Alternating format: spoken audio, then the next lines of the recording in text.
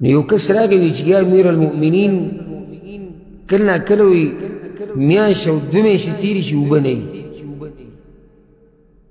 سوال مطلب دا دی چې کله ناکله موږ د جنابت په حالات کې اوبه نه وي نو تیمم کولی شو که نه؟ سوال دا دی.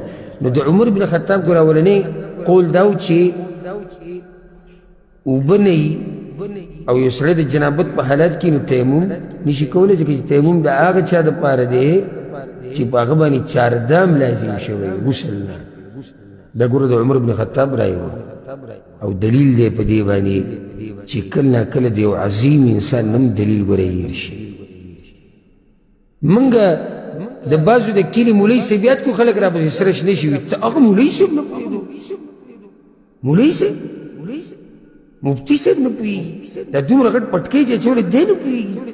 دا دومره غټه مکتبه هغه ته دلیل نه دی معلوم. مړه د هر څه سیټ ته پرېږده راشي وګوره امیر المؤمنین دا فتوا ورکړې.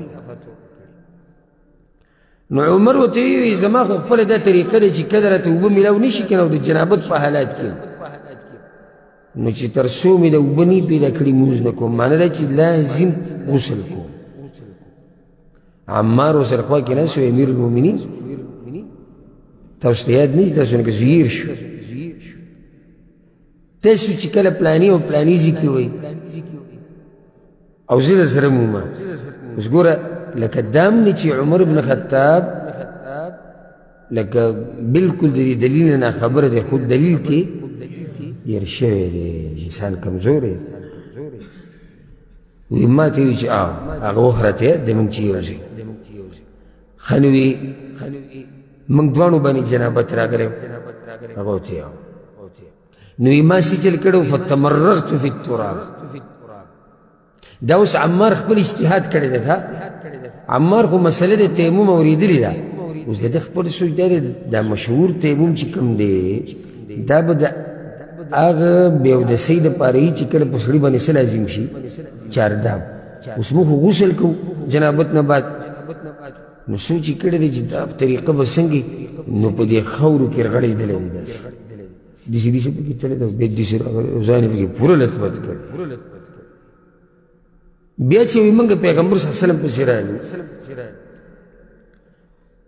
وایي ما وایي چې یا رسول الله ما خو دا کار کړی دی فضحک النبي صلی الله علیه وسلم مسکی شو ویې خاند وایي ما ته یا عماره دا خاورې تاله پوروي داسې وضرب بکفیه الی الارض دا لاسونه دا ورغوي دا یې د ځمکې راواچول ثم نفخ فیهما بیا پکې چوف کړو چې دا دوړه لږه کمه شي او بیا یې په مخ او په لاسونو راکړو.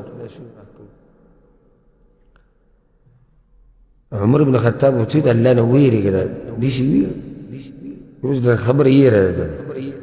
هغه ورته امیر المؤمنین دقه شان وخو که تاسو وایو چاته به نه وایو چې مشر دی ګوره ادب د مشر نه نه هغه ورته نه نه وایي خو لکه خبره چې زما مطلب دا دی چې خبره کوې نو چې خبره صحیح یقیني خبره بس. بیا به عمر بن خطاب وویل چې د جنابت په حالات کې هم تیمم کېږي.